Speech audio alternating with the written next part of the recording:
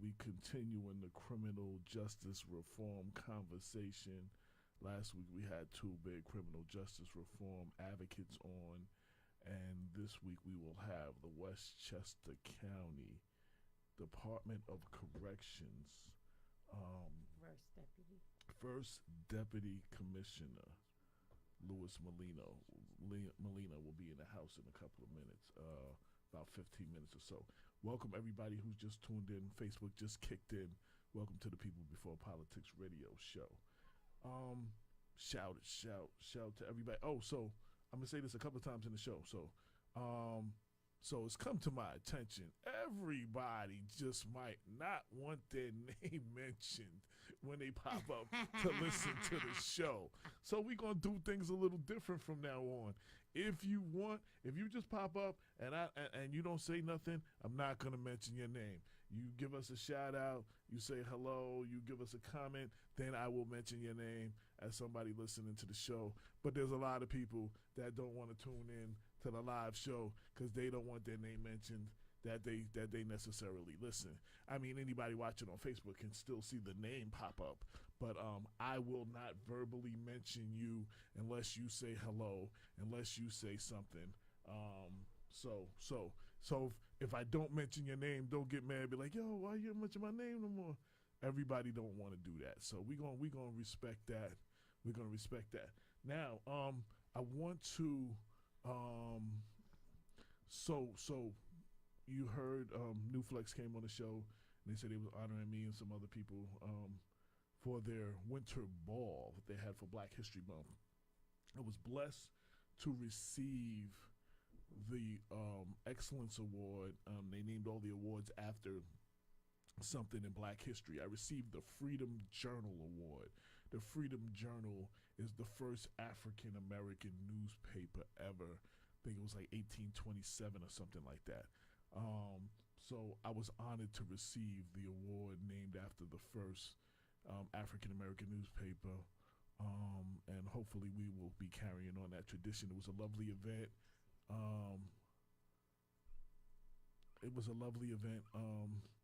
Next to you. It was a lovely event.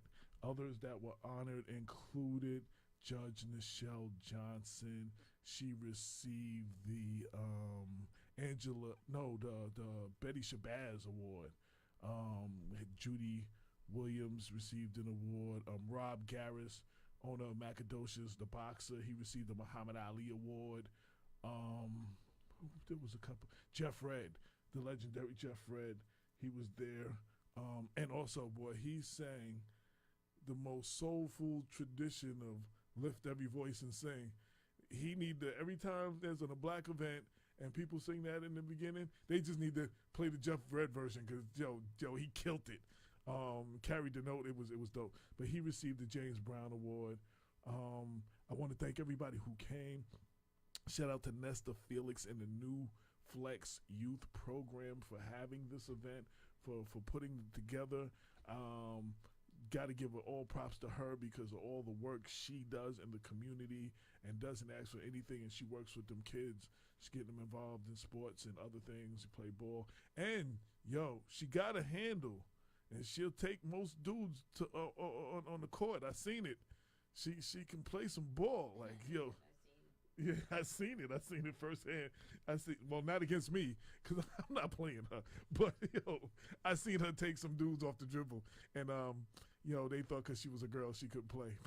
They learned their lesson. But, yeah, she gets down. But, and she will dance from the beginning. There's music played to the end. She will close down the place. Like, she loves to dance. But I love the work that she's doing. And a lot of other people, I can't remember everybody who was named, but everybody there. Delia Ferguson was given the Shirley Chisholm Award. And she gave a speech that was from Shirley Chisholm's her announcement speech when she was running for president in 1972.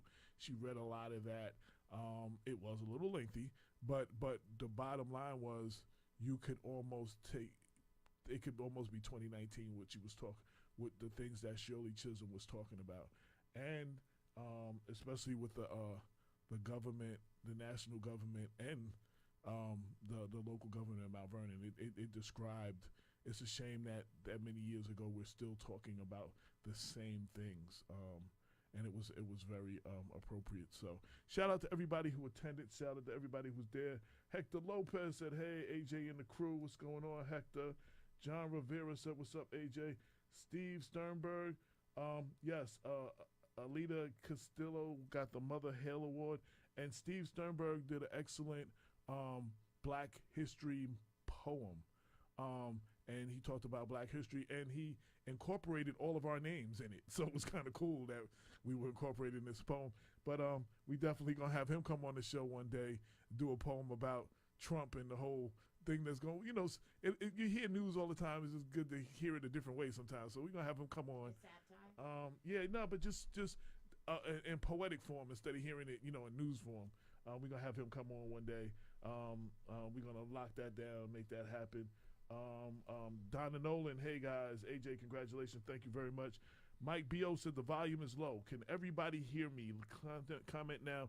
Can you hear me? I know I tell everybody else to talk into the mic, and sometimes I turn my face from the mic. I am working on that, but can everybody hear me? Mike B.O. said the volume is low. Steve also said the volume is low too. Okay.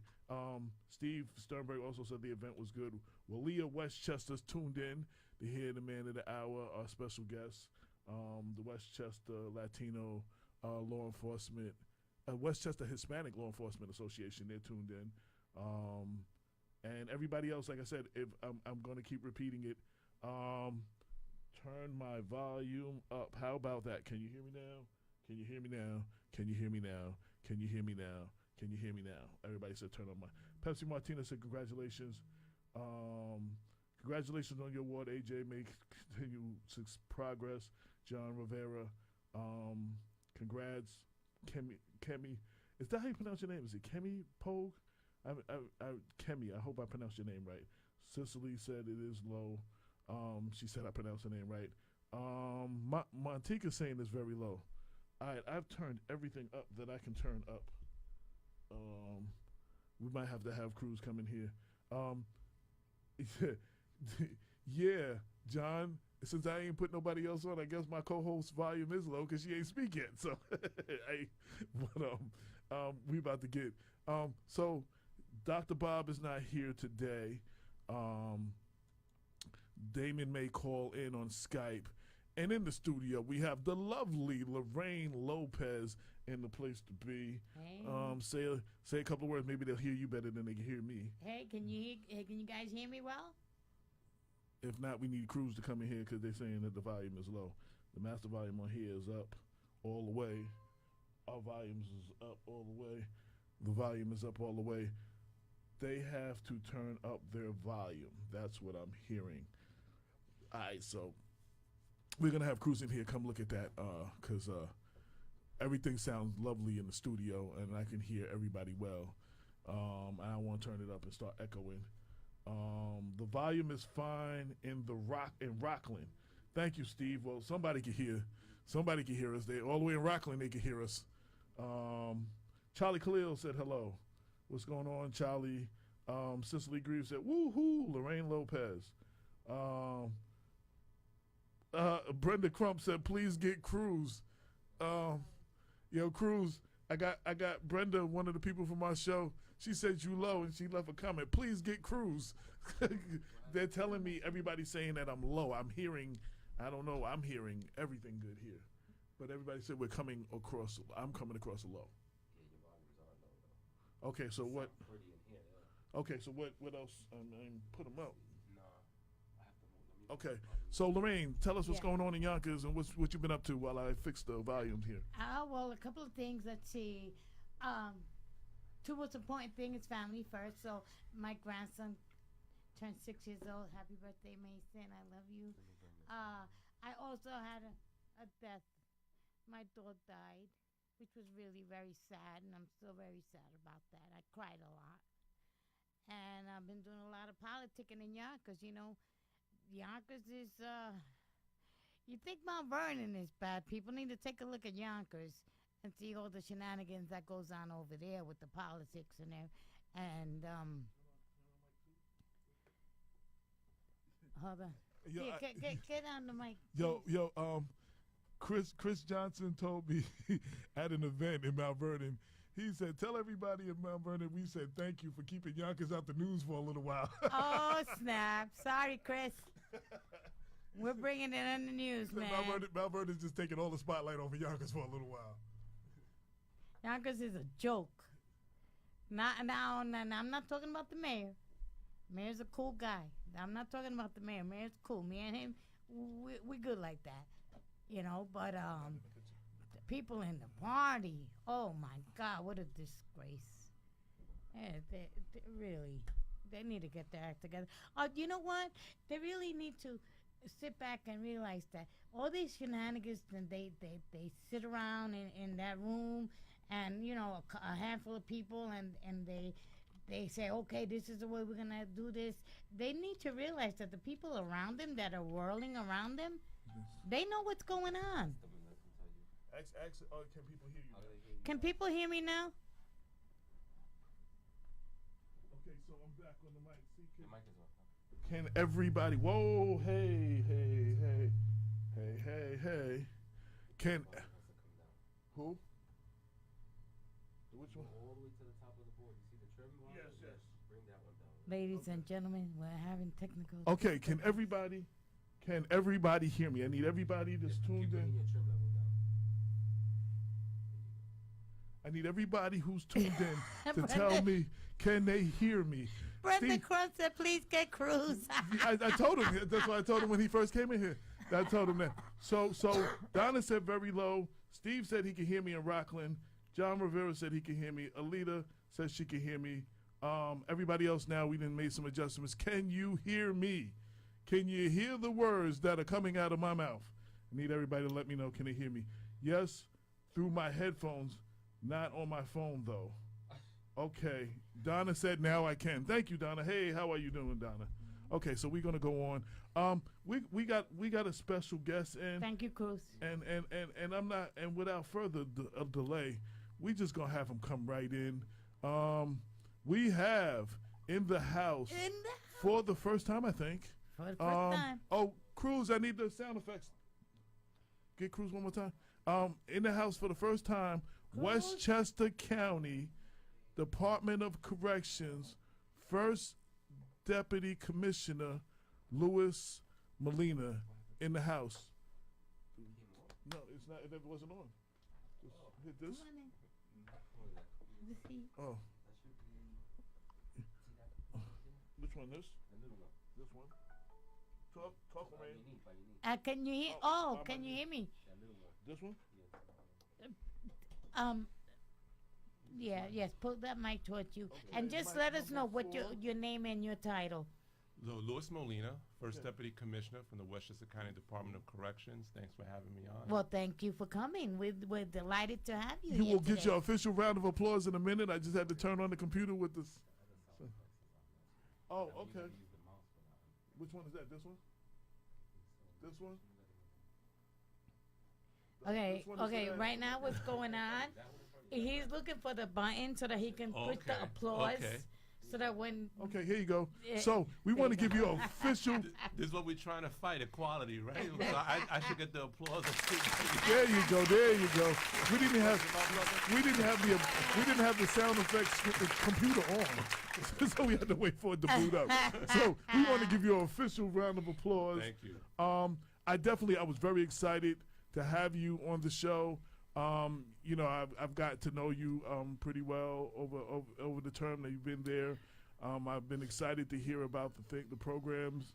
I've got to see you outside of work. You know, at Lorraine's brother's cookout and the cookout he had at his house, and we got to with the holler and you show up. And I also want to say one thing, and I've said this on the air, but I want to say it with you here. One of the things I give you props for, beyond everything else you're doing, Kenneth Chamberlain has had a vigil for his father for the 7 years since he's been going every year. And your appearance there was the first high-level person, commissioner, union rep, anybody, in the 7 years. And his father was a retired correction officer from Yes. Valhalla. And no one from the Westchester Department of Corrections has ever been to a vigil or came out and supported Kenneth Chamberlain. And those are the type of things that you just do naturally. You know what I'm saying? No, and for you've sure. showed up at a lot of other places. You've showed up and supported Black Westchester. And I just want to give you your props. And No, thank you for that. I mean, what happened to Kenneth Chamberlain Sr. was a tragedy. Not only was he retired, pull your mic. not only was what happened to Kenneth Chamberlain Sr. was a tragedy, and not only was he a member of the Westchester County Department of Corrections, but he was also a veteran. A veteran, a Yeah. Marine like myself. So we have a brotherhood, and I was happy that I could, help sort of honor his memory at his anniversary of his death, even as unfortunate as it was. So. And you didn't come out there to make any speeches. No. You didn't come out there for photo ops. You just came to stand with Kenneth Chamberlain, and that was powerful. Thank That you. was powerful. We need more people like you. And shout out to when you did your interview. I told you this too. When you did your interview with the Yonkers Voice, shout out to Rue Ross. Did a great interview with you. Yeah, that Ken was a good Bright, interview. Ken Bright, a friend of the show. He shared it with everybody. Okay. And he yeah, I was know like, Ken. yo, we have an ally on the other side now for the first time in a very long time. And he gave you a lot of props. So No, I know Ken, and he does amazing work with the food pantry. He does he's tuned in too. Yeah, I mean, He said you're a good guy for progressive changes. That's what he just said. Yes, for sure. I mean, me and him are in sync in a lot of issues, especially dealing with sort of the reentry back to communities for the formerly incarcerated, which is a tough thing. And in a country where we sort of experience mass incarceration, where we incarcerate the highest rate of our own population than anybody else in the world, Wow. it's important that we recognize that every life has value. So yeah, kudos to Ken Bright and everybody else that's doing that work. It truly is God's work. Yeah, we had two people last week, Terrence Coffey and Thomas. Don't remember his last name offhand, but they were here and they were definitely talking about from the other side of things. You know, Sure. having been incarcerated and getting out and changing their life and working on becoming advocates for criminal justice reform. What else I want to say? A lot of people. So I've always introduced you, and when I write the articles, I always talk about you, your position. You have the highest ranking Latino in law enforcement in Westchester County, which is very admirable. But you have a long history in law enforcement. Can you share some of that with the people with some of the stuff you've done? Yeah, sure. So I have been very blessed, right? I've worked in policing when I was a member of the New York City Police Department. I've had the honor of working for former District Attorney Ken Thompson when he won as the first African American District Attorney in Brooklyn. Okay. And did a lot of progressive things there, like the Conviction Review Unit and things like that, as far as criminal justice reform. And I've worked in various departments in New York City, to include not only the Department of Corrections, but the New York City Tax and Limousine Commission, Enforcement Division. So I have been fortunate to be given the honor to work in the three main pillars of the criminal justice system. So really provides me sort of a keen understanding of what are the challenges, what are some of the gaps, and how when we have process gaps, they impact people that come into contact with that system, the justice involved, as well as the victims. So it's an honor for me to be able to do this work. I want to say, without the support of the county executive, George Latimer, none of this work would be possible. Right? Excellent guy. Shout out to George Latimer, who appears so far in his first year. Good to friend of the really show. to try to bring a lot more representation around of people of color into leadership positions, so that the leadership reflects the county. You know what I'm saying? Which it hasn't always been that way. Yeah, absolutely. I think from my experiences working with the county executive and him giving me this opportunity, he really values cognitive diversity, right? The different experiences that we all bring, right?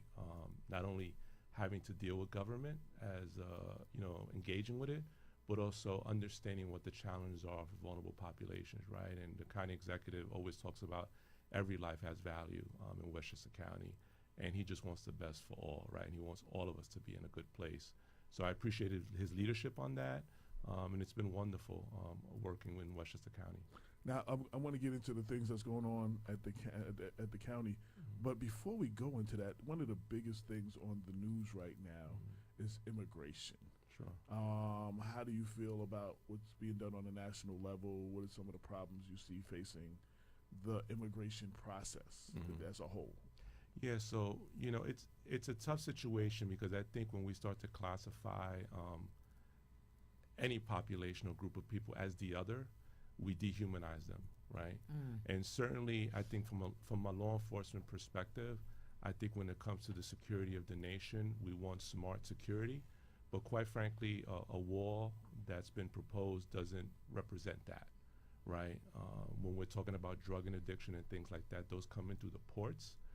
And I think, we need comprehensive immigration reform in the country because we are a country that has been made up of immigrants, right? The majority of us have... Everyone here is everyone here is an immigrant, right, with the exception of Native Americans, right? Who have, suffered a lot over generations, in this country.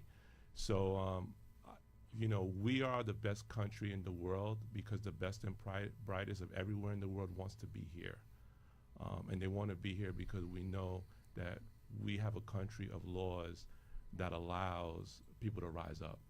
So, that's my opinion on the immigration issue. And I just want to say, and I said this a few times, I always say this, El Chapo has blown the need for a wall out the... he even said it during his trial. All the stuff he brought underground, he was like the king of the tunnels. Sure. Like, a bigger wall is not going to stop. Like, that network, they got him, but that network is still huge. Yeah. And a wall is not, they're digging tunnels and we're building walls. Well, the other thing is, and when you're cutting funding to nations in Central and South America that really need it, right? Right. Then where do those vulnerable people go, right? I mean, nobody's walking thousands of miles to get to the greatest country in the world. I mean, they're fighting for not only their own survival, but so that their children could have a chance. Right. And then they want to say that the terrorists. Terrorists are not going to march, go down to South America to come up 1,000 miles and walk. They're coming in here in planes, so they're not walking in. That's not stopping terrorists from coming in. So anyway, enough of that. I just wanted to get your But go ahead. one more point. Actually, 40% of illegal immigrants that are here now came in via airplane. Right. The biggest part. When they show Latinos and Hispanics as the face of illegal immigrants, we have so many white-looking European illegal immigrants who have stayed past their visas. Yes. And you see them walking down the street, they just look like a white person. You don't know, but that's a big problem that we have yet to address as well. So, well, that's why it's important to have diversity in these leadership positions, right? Because if you don't have diversity in commissionerships, heads of agencies in the federal government, heads of law enforcement, agencies, then you only get one perspective of a problem, right? And you don't understand sometimes the impact of what those enforcement strategies do to communities. Right. And we now have Damon K. Jones tuned in. Say a couple words to the people. You there? Yeah, what's up? There you go. Hey, Damon. Damon, how are you? Hey, Deputy Commissioner, what's happening? How are you? How you doing, sir? I'm doing well, thank you. He's so happy to see you. There, man, and congratulations on your achievement with the My Brother's Keeper. Now that is the next thing Thank I wanted to do. I just talked to you. You just got off the plane the other day. You just came back from California. Can you talk about why you were there and what that was about? Sure. So this goes back when I first got appointed and we were looking at enhancing programming within the jail system in Westchester County. One of our biggest strategic partners in the space is the Nebraham Community Center, which is led under Dr. Bostic. Jim Bostic. Yes. All right, my good friend. Yeah, good friend. and Dr. Bostic has been, working with young men of color, Latino communities, really for the betterment not only of Yonkers but the whole southern part of Westchester. Yes, he has. So he approached me and he talked about his organization along with the city of Yonkers, the Yonkers School District. We're putting in for a grant under the Obama Foundation for the My Brother's Keeper and wanted the jail to be a part of that. So we looked at it And when we looked at all of the programming that we have been doing in the jail, right? So I think to take a step back, they've always had a lot of good vocational programming in the jail. But the same sort of challenges that the workforce, the work market has with millennials, we also have that with people that are in our custodial care. So not all of the young men and women that are going through the system that are in our custodial care want to work a vocational trade. So we worked with Manhattan College from the Bronx to bring college courses into the jail. And it was a unique experience, and it was amazing to see the young men and women that were participating in those programs really transform, right, and really show you all their exponential capability, right? Because we're talking about young people, especially young men of color who have experienced cycle of poverty, crime, educational neglect, familial incarceration, really, really challenging populations, right? Yeah. That are certainly disproportionately, the makeup of the incarcerated population. But for us, when we talked about the My Brother's Keeper grant, the two goals of the grant are one is violence prevention for young men, boys and young men of color, but as well as growing opportunities for boys and young men of color to be mentored by other successful men of color. Absolutely. So it was a perfect fit for us because for us, our young men, with all of this that we're providing for them in the jail to give them a sort of a restart and to really have a better change in their life trajectory, they still need navigators in the community, right? So the My Brother's Keeper with the NEPRAM Community Center allows for these young men, when they're released and go back to the community, if they're in college or taking other type of vocational job training, they have an opportunity to have a mentor and a navigator to help them successfully get through that. And that's what a lot of these young men don't have in their lives. They don't have navigators, they don't have mentors, right? And we were blessed to be one of the 10 national impact communities that was awarded this. And it's really a blessing. And I think with the work of Dr. Bostic and the NEPRAM Community Center team, it's really gonna be a game changer for the boys and young men of color, especially those that are justice involved, to really get an opportunity to redirect their life trajectory. I was impressed when I first heard, again, you told me about it, Damon told me, but you told me about it at Hector's Cookout. Yes. Because before that, I was involved with Jared Rice and them when New Rochelle was the first city to accept the challenge. Got it. But I hadn't heard about that as far as a correctional facility. You know what I'm saying? Like that was a new thing when I first heard. Like I didn't know that was part of it, and I'm so glad because we do need that part along with what the individual municipalities are doing. You know what I'm saying? Absolutely. I mean, it's to point out, it's an honor. We're the only correctional jail facility that's part of that sort of. And I was going to ask you. I said, "Y'all the first one." Awesome. That was the first one because Awesome. I didn't know the only one, but I didn't want to speak out of turn. But I had never heard of another one. So, We're the only ones. We think it's going to be a real sort of make a really big difference in reentry. Right. And really just make a really big yes. deal in these young men's lives, right? So it provides really sort of a continuum of care is how I would describe it, right? And that's something that the reentry community has really not had, right? You do your time, you get released, you might go through some programming while you're incarcerated, but there's no continuum of care once you're released. It's just sort of an expectation that, you grab yourself by the bootstraps and make it. But it takes more than just that, right? So it's going to provide these young men with a continuum of care approach to their being able to successfully re-enter back to their communities. That's great. A couple of shout outs. Brooke Jones said, "Good evening, everyone. Good to see DC, Molina. It's great to have you on the show and in our department." And, Thank you. Now I wonder. Now for the grant. Now how did that go about? Did you apply for it? Did they reach out? The process of getting that grant. So the NEPRAM Community Center, Ed Lawson is another member of Dr. Bostic's leadership team at NEPRAM. They wrote the grant application out. Okay. So they're the leaders on the grant, right? And we're one of their strategic partners on that grant. And I believe it's going to be about 25 participants per year. So it's 2 years. So we're looking at impacting probably at minimum 50 young men of color that will be sort of enrolled in this process. Wow. And I also want to shout out to everybody involved, Westchester and Rockland County with the My Brother's Keeper and the summit, the historical summit they had at Westchester County Center. Yes. That was like 800 to 1,000 young men of color. It was like a rites of passage for young Absolutely. men of color. They have not seen anything like this Oh, ever yeah. yet. You know, at least in sure. Westchester County. I can't say New York State, but at least as the first of this kind that I ever heard of. Well, it's transformative. When I think of My Brother's Keeper and what President Obama was talking about at the conference, this really is a movement, right? It's a movement where, you know, when I was growing up, there were people that looked like us, right, in positions of power, of affluence, in government and in the private sector.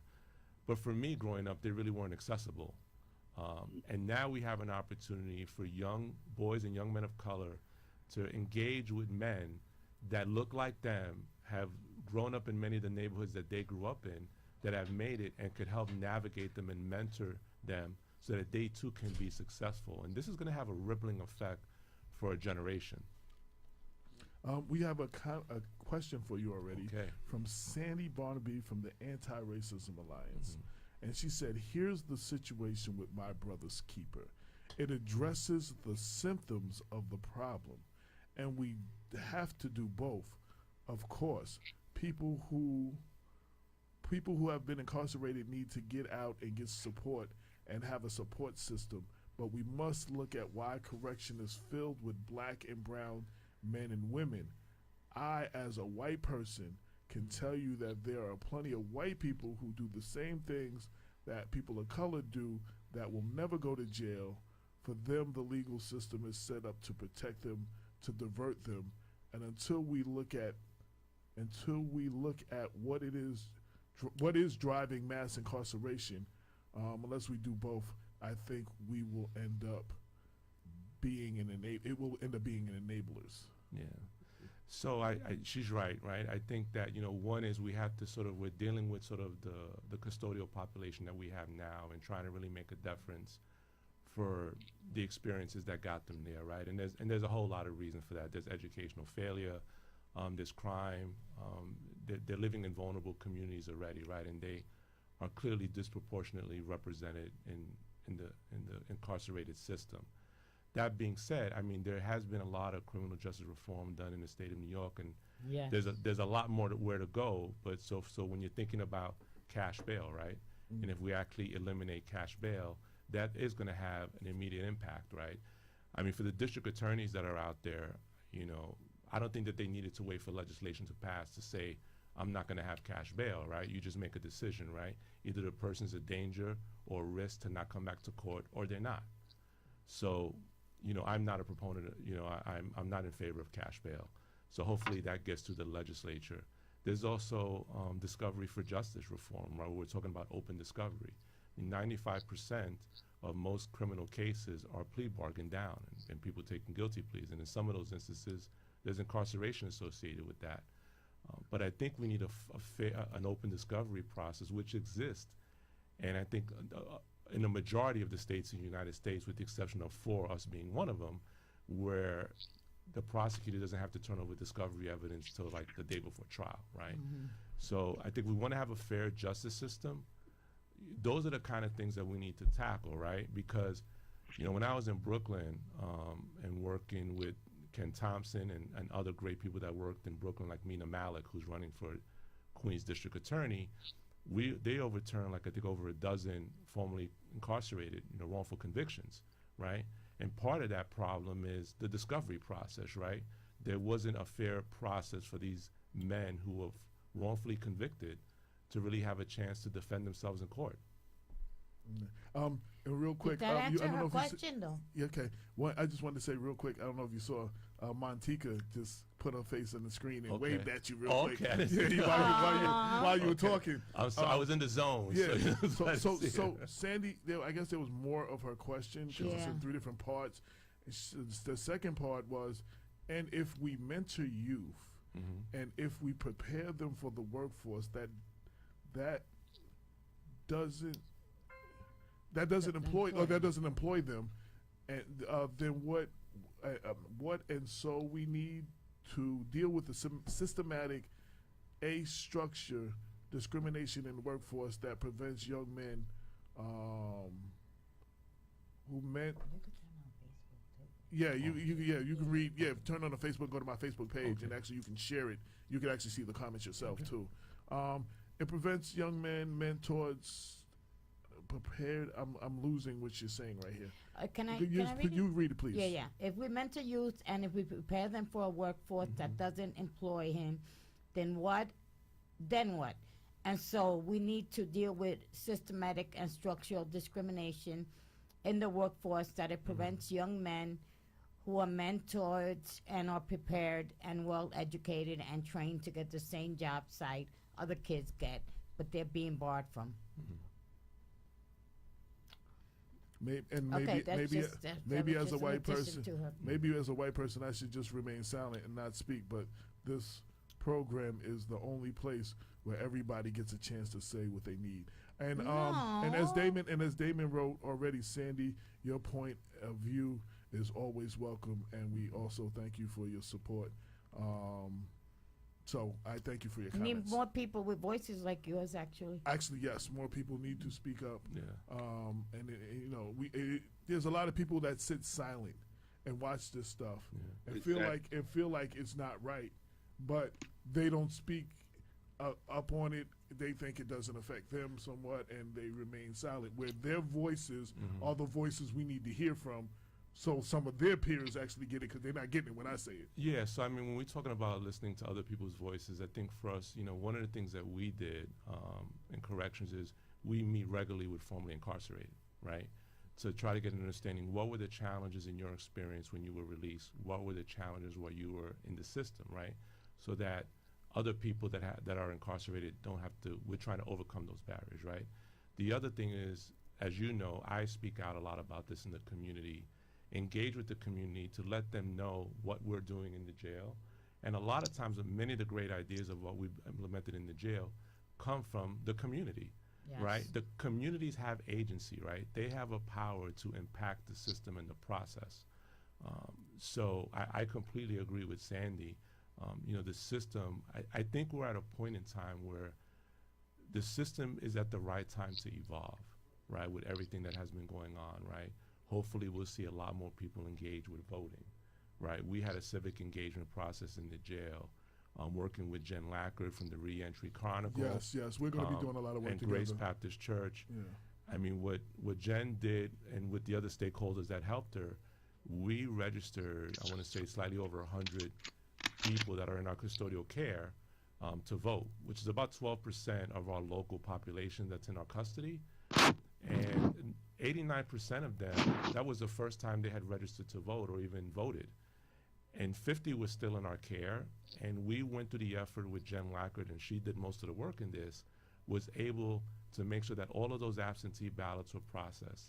So just imagine for the incarcerated population during that time, when the state of Florida voted to overwhelmingly allow formerly incarcerated to have their voting rights restored on the ballot, they were part of a history-making moment.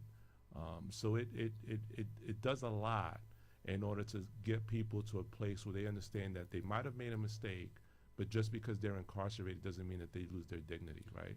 In 2014, what came out after the midterms, because at that point, still Florida, if you had a felony, you had to be pardoned by the governor. Yeah. You lost your right to vote forever. Mm-hmm. And what they were showing is some of the politicians won by a lower margin than the amount of felons that could not vote.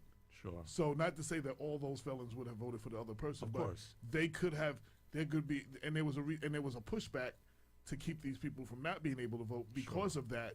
Because, like I said, they might have won by 5,000 votes, and there's 20,000 people that couldn't vote because they were felons. You know what I'm saying? Absolutely. So that would have made a big difference, and that there was a lot of national discussion about that because of that. I just want to shout out Jen. She also just released, congratulations, she has a newspaper now, the Reentry, Yes, the Reentry Chronicle. We're going to definitely do some cross promotions, her and I, and we're going to work together on some stuff. We're in the process of putting that together. Okay. So I just want to congratulate her because that's a definite voice that needs to be, out there, and I congratulate her for Absolutely. doing I mean, that. Jen has been fighting for the formerly incarcerated, for vulnerable populations for a long time. We work closely with her. She actually chairs our Mount Vernon Reentry panel Right. at the jail that meets about every 4 to 6 weeks.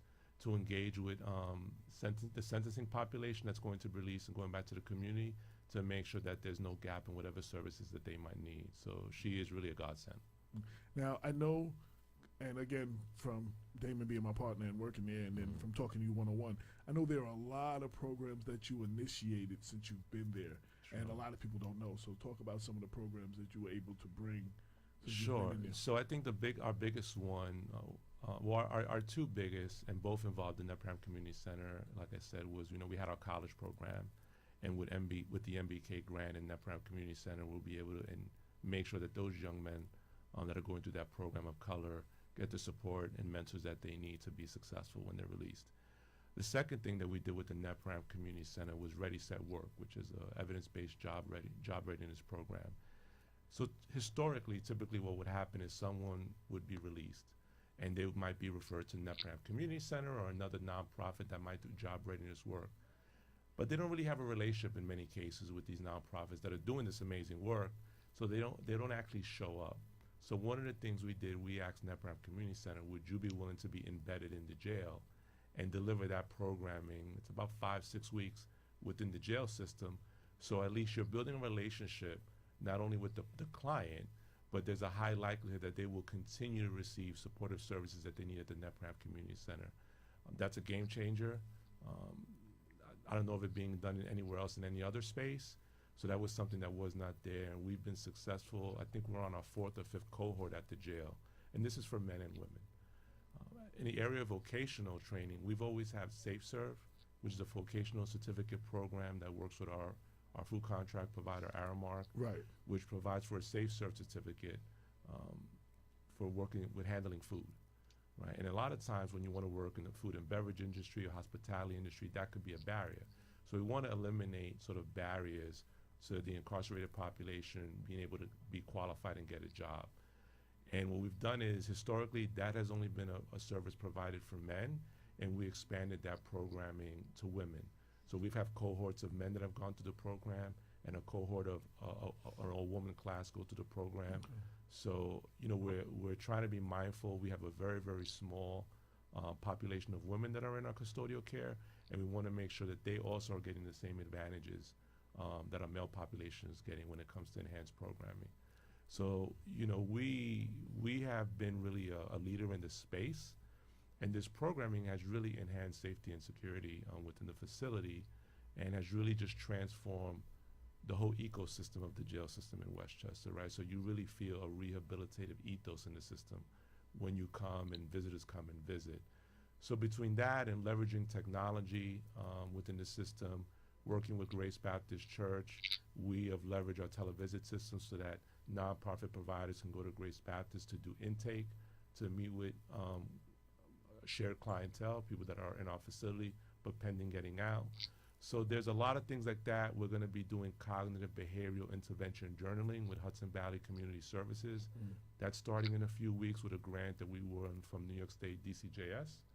So that'll be going on funded for at least 2 years. So it's just Now, what DCJS? What's that?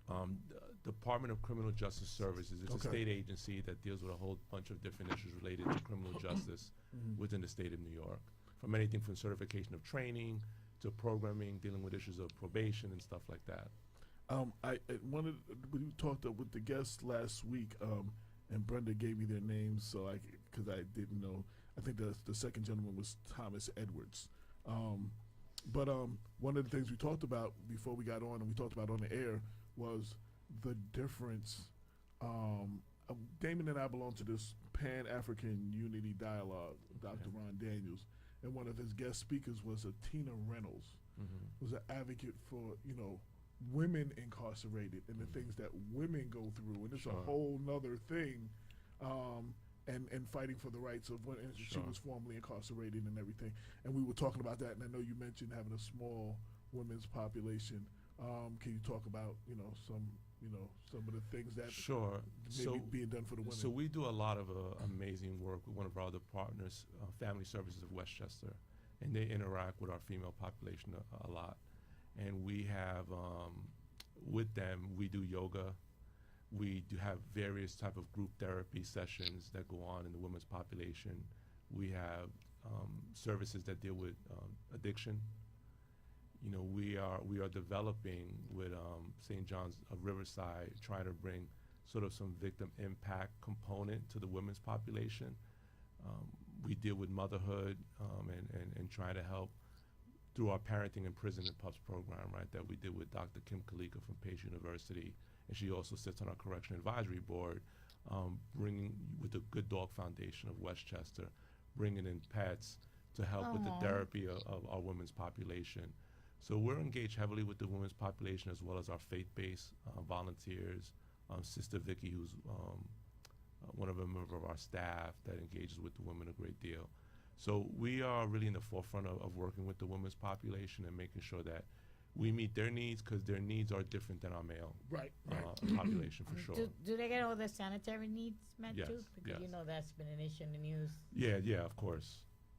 Yeah, 'cause they were talking about having one thing for the whole month, one sanitary. Yeah, they were discussing all that last week. What I'm encouraged is Cicely Greaves said, what kind of yoga are they doing? Oh my God, I have to read it. I don't know if it's up, because we were presented with a bunch of different types of yoga type strategies, and Right. it escapes me right now what type of yoga they're doing.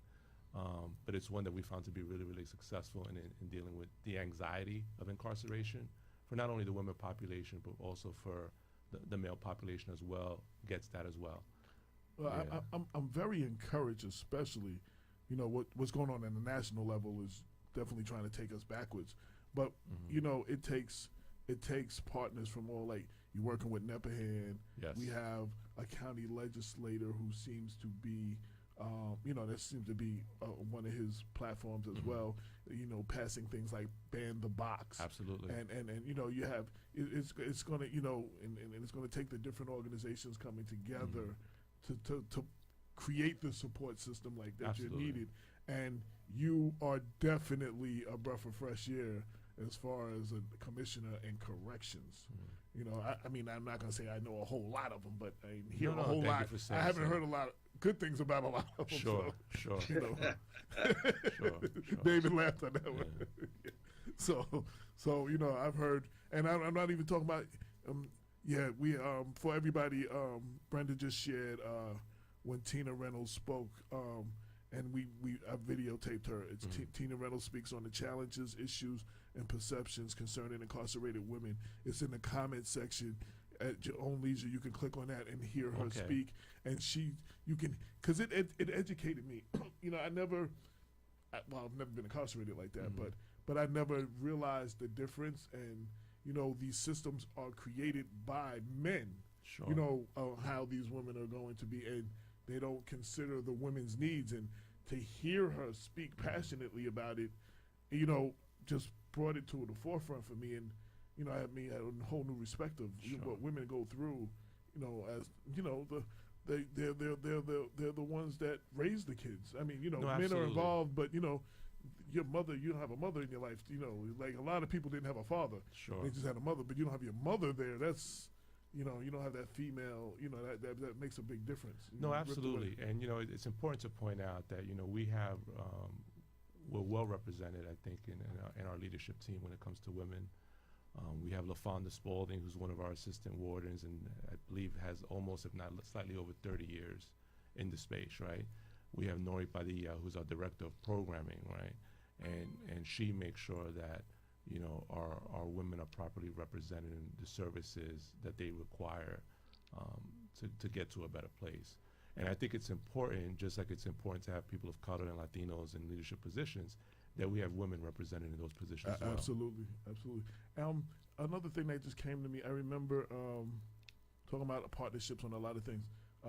When Letitia James won the election for the New York State Attorney General, and she put together a transition team. I think your name was on that transition team. Yes. And there was a long list of very qualified people from different walks of life. I was happy to see that as well. No, thank you. Listen, it was an honor to serve Attorney General Tish James in that capacity. It was an honor to be part of a historic moment, having an African American woman be appointed to the highest position in criminal justice within the state of New York.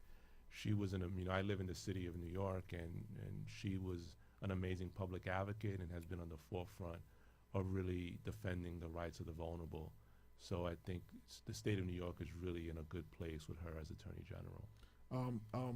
I'll let you see this offline. Cicely suggested a particular kind of yoga that might be Okay, no, helpful. happy to And review it. Louis Sonny Williams Jr. said, being an officer at Westchester County for 21 years, I'm literally in tears watching DC Molina. I will love to share my vision with him. Absolutely. I have an open door policy. I meet with officers every day. And really our officers are our greatest asset within the system. We can't do what we do without our officers.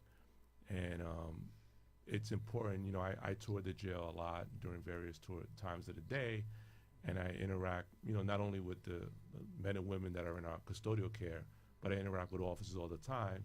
And they have a lot of valuable things to say, and I love to hear from them. I eat in the officers' mess as well. So I always try to make myself available for the officers. And that just only goes for me. I mean, Commissioner Spano is also very open to speaking with officers as well, because we value the workforce and we know that we can't be, listen, we're ACA certified. We're certified by the National Commission on Correctional Health Care. We're one of the only PREA compliant facilities in the state of New York. That doesn't happen without having a talented workforce of correction officers and supervisors. We couldn't do that by ourselves. I just also Damon throwing me off and see his hand waving all over the place. Okay. I don't know. I guess he's talking to his wife. Well, let me Go ahead, say something.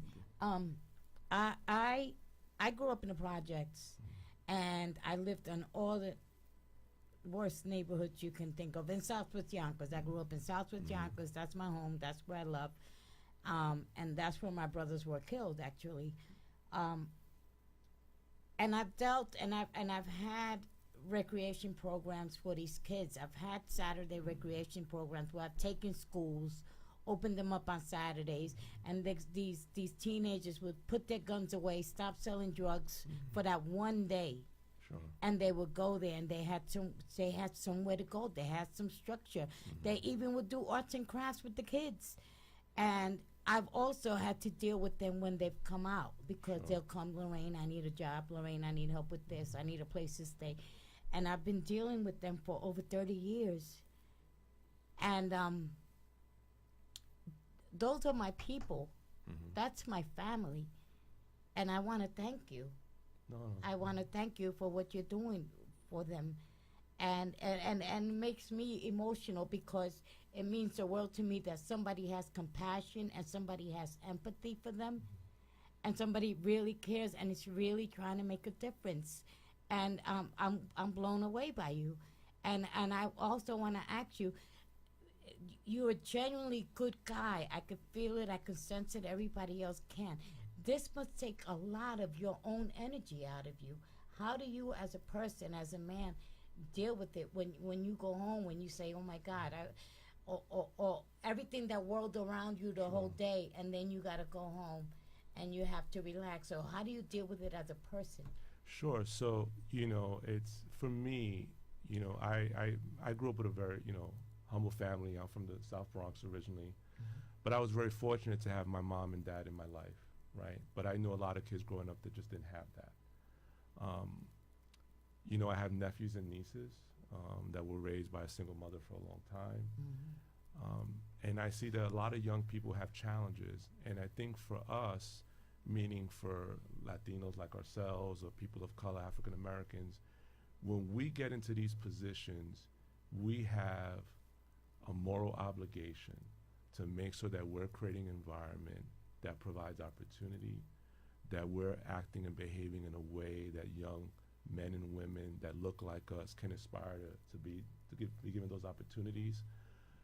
And it really is an honor and a blessing for me to be in the position that I'm in and able to do this work for a multitude of young men and women that really didn't have that, and still to this day don't have that growing up.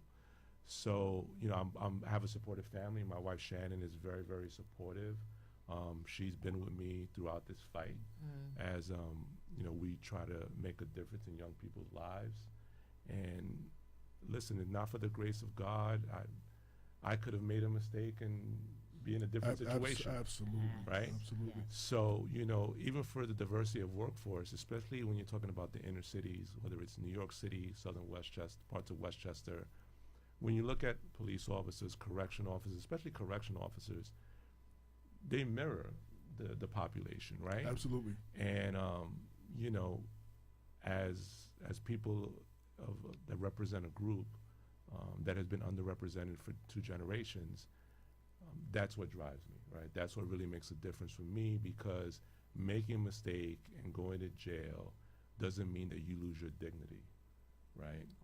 And we're fighting to make sure that people understand make me cry. that, God bless you. you have a dignity, and we will do everything we can to help you get to a better place.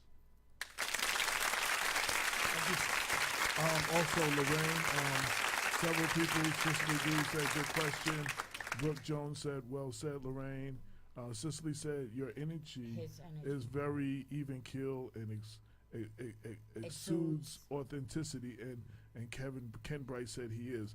I just wanted to say, a lot of times we're hard on people that don't do the right things.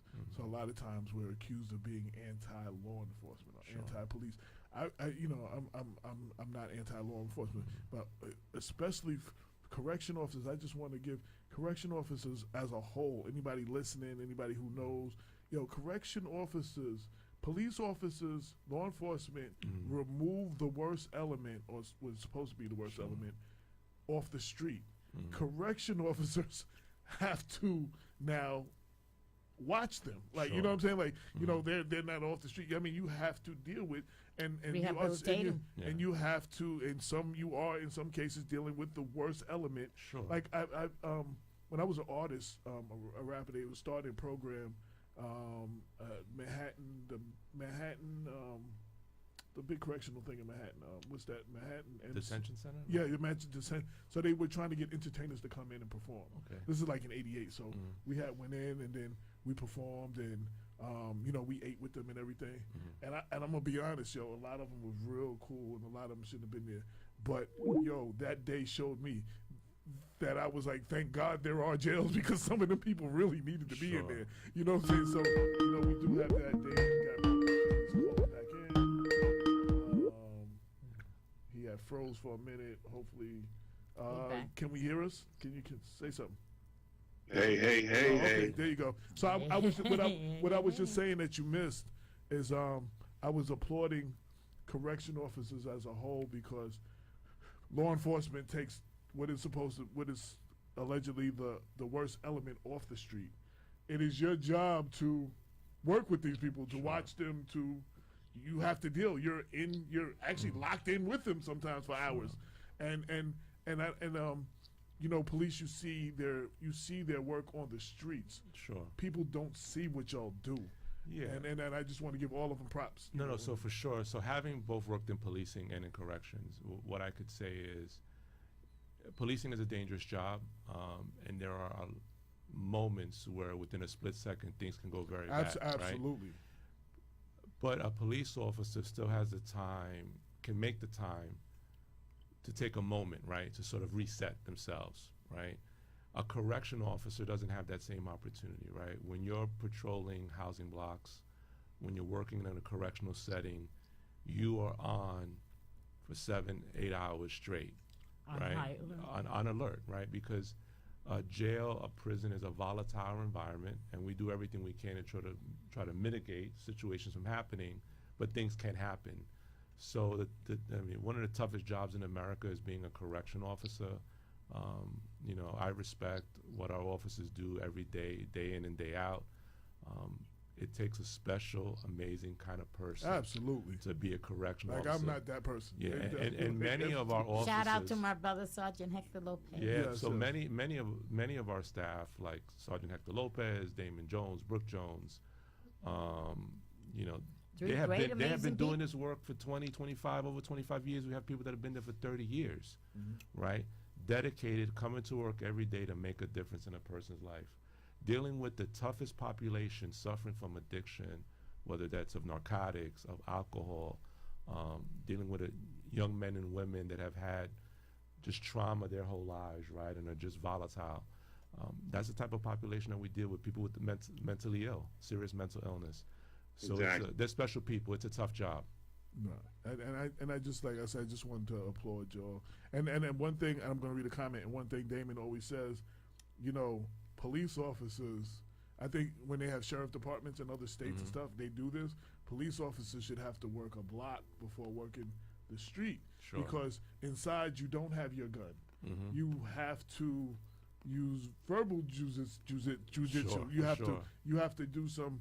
You have to figure things out in a different way. You don't have the gun to go to shoot somebody. Absolutely. And if they had to deal with that, and then when they went on the street, they would be able to handle. We would probably have a lot less of those situations where, you know. Yeah, I mean, your de-escalation skills and correction certainly are, you know, are on all the time, right? Communication is you very, could be in very there with important 60 people at the time, right? to So, yeah. de-escalate, a scenario. So, you know, it ranges. You know, some housing blocks, depending on classification, have less than others, but we have blocks that have as many as 44 and one officer, right? So it's a dangerous job. Sonny Williams Jr. said, I came in the Department of Correction with Lorraine's brother, Hector Lopez, and I felt the pain of losing my 20-year-old sister in the City College stampede in 1991, when 9 children died, and I grieved firsthand. Was the Lopez family. It's a lot. It's a lot to read. Yeah, and the accused killer of your brother was placed on the block, in which me and Hector worked together to get him transferred. And I say that to say, I have a vested interest in our community, and I will walk through our open door. I will walk through your open door, DC Molina. Okay, great. Commissioner Spano knows me on the surface, and I would like to introduce you both to the core of me. That's what he said. I You look got a forward very to it. deep guy I in look there. forward to it. Yeah. Yeah, Ken Bright said more frequent therapy should be afforded to every officer as well as COs because they become affected by chaos behind walls and in the street. Trauma can Be subtle. be subtle or violent. It still needs treatment. I agree because one thing I had, and we've had a lot of black law enforcement on here. One of the things they don't go through is you go through a mental evaluation or something in the beginning, and you don't go through that again. Like, I mean, you don't. Yeah, we won't have the job. Yeah, that's what I say. Listen, let me just, in defense of the department, you know, so the Westchester County does have employee assistance program, right, which is open to staff. But we do understand from a policing standpoint, law enforcement standpoint, sometimes staff feels more comfortable dealing with a peer component. Right. So we do have Westchester Blue. In addition to that, we have an amazing pastoral care service Right. with our religious community in the jail, which also makes itself available for our staff when they feel they might be experiencing trauma. And if any staff member felt that they needed to go to someone, they can definitely speak to their supervisors, or they're welcome to come see me, and we can make sure that they get the support that is appropriate for them. Brenda L. Crump said correction officers have one of the toughest, scariest jobs in the world. Thank you, Damon, for your advocacy for them. Oh, thank you, Brenda. I appreciate that. But I think, like in Westchester County, I think we need to attempt to get the correction officer on the same level as respect from municipalities and Westchester County as police officers. It is my 28 years of working in Westchester County. You know, it has never been that way. You know, and also the mindset of correction officers to respect the job that they have. We do have one of the roughest jobs and one of the stressest jobs, you know, in the world. No matter if it's, you know, wherever you at, correction officers have a tough job. And I think the way we carry ourselves and the way we address situations and the way we need to be more public on our job and what we do, so people know what we do. A lot of people don't know what correction officers do. Right. They have no clue because they don't see us, like like we're the that hidden body that nobody wants to talk about, because we do deal with those in society that are removed from society through the criminal justice process.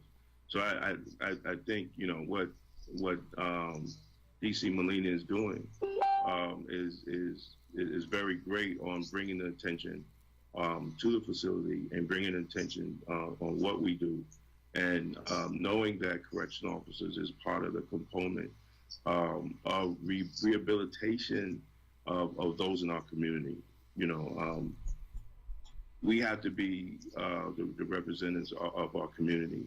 When I work in the jail or work in the pen or wherever I worked at, I have tried to be a representative of our community because I see people from my community.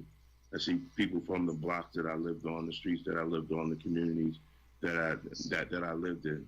And we have to be those. We have to be those fathers sometimes. That young men that don't have fathers. I had a young guy tell me that the correction officers in the facility was more of a father to him than his own father. Now, being that you have you 28 plus years on the job, you look at things through a lens that I can't. Do you have any questions for the deputy commissioner? No, he said everything.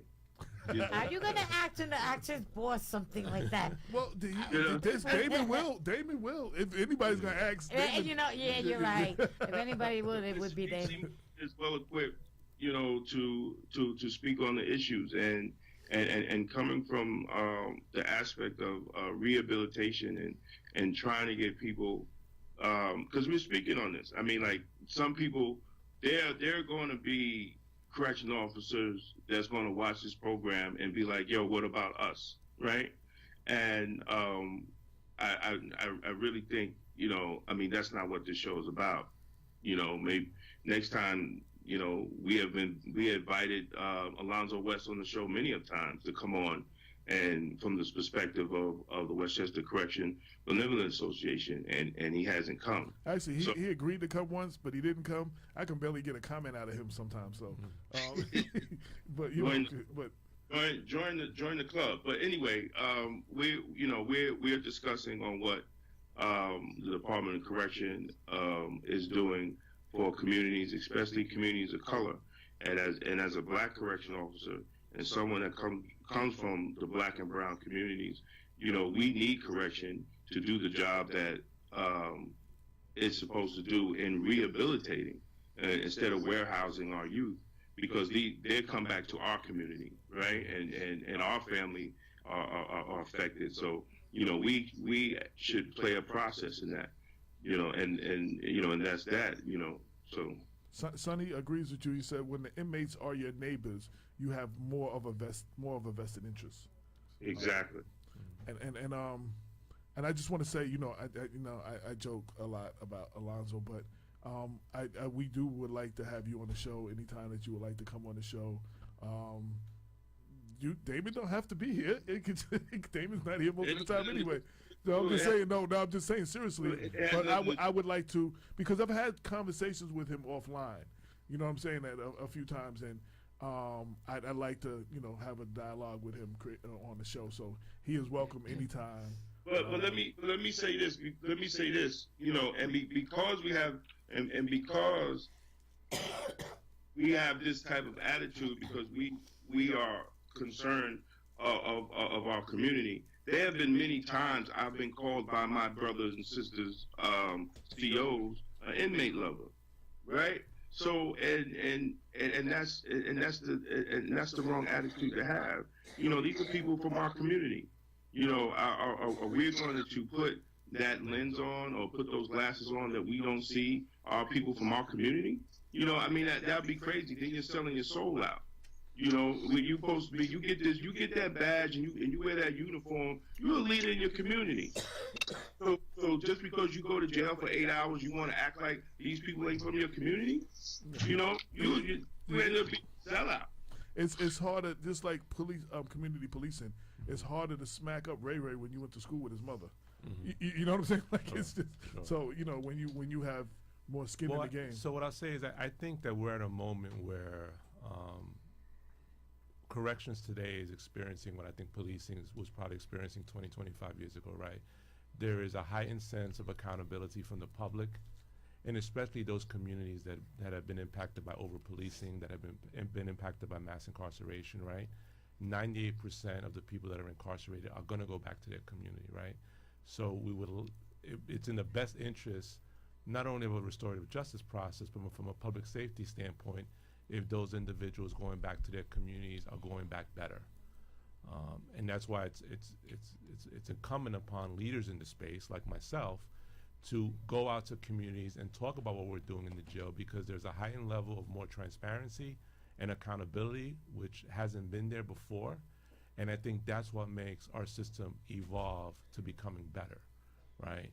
Because we have a duty of care to a vulnerable population that is placed in our custody, and everybody that's in the process of that system, to include our officers, has to be part of that roadmap to get them to a better place. Right. So now I've asked you a lot of questions, and I've asked you about the programs. Is there anything that I haven't asked you that you want to get out, about the job, about, criminal justice reform, or anything Sure. that you would like to say, address? No, I think we got to talking about a whole range of issues. I think it's important, again, to just, point out that, without having a county executive, right, that believes in everyone in his county, we would not be able to do what we do, right? Commissioner Spano, he's been a member of the department since I believe it was 1982, and I think he's always been a forward thinker in the space. And I think a lot of what we're doing today is probably stuff I think he wanted to do in the past, and all of that is finally blossoming and coming together. Oh, that's beautiful. Deputy County Executive Ken Jenkins comes to the My facility man. as well. Clearly, as an African American leader in the Westchester community, he has a vested interest as well, not only as a government leader, but as an African American, I would think. And for me, as a Latino, a person of color, it's important that we are charting the course, right, to really reform the system, right? And I think when I speak about what's going on in corrections in Westchester really has been the epicenter for criminal justice reform. And I want the public to know that.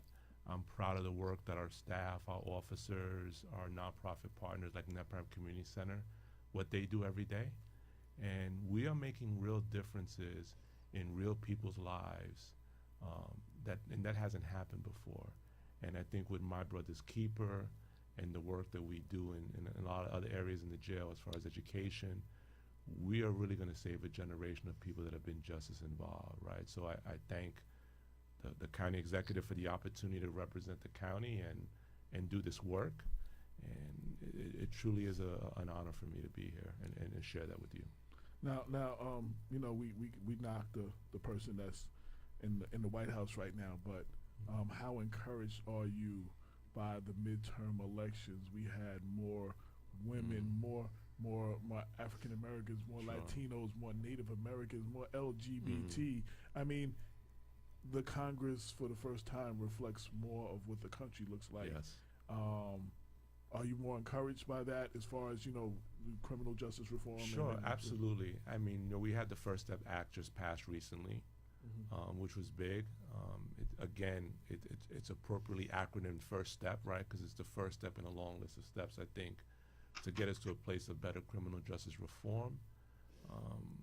But I'm encouraged by what's happened in the House of Representatives and the new congressional class that's in there.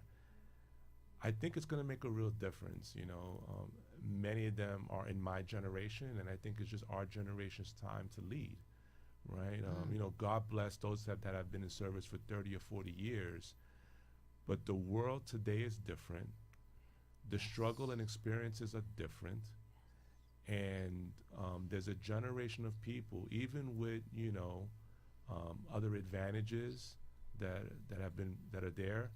The outcomes for people of color, Latinos, for immigrants are still poor, right? So I think what the new face of the House of Representatives, what that means for our country is that our country's evolving, and that's what makes it great, right? That we can have a country with a divergent set of views, and finally be the people feel truly represented by the people that are there.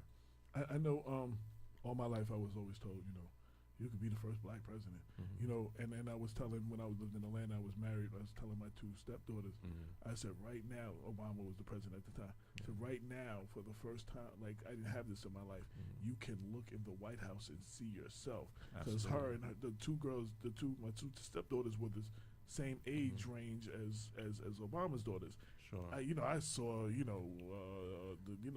Reagan and Carter and all. There was nothing in there to look like me. You know what I'm saying? So absolutely. And that's influencing.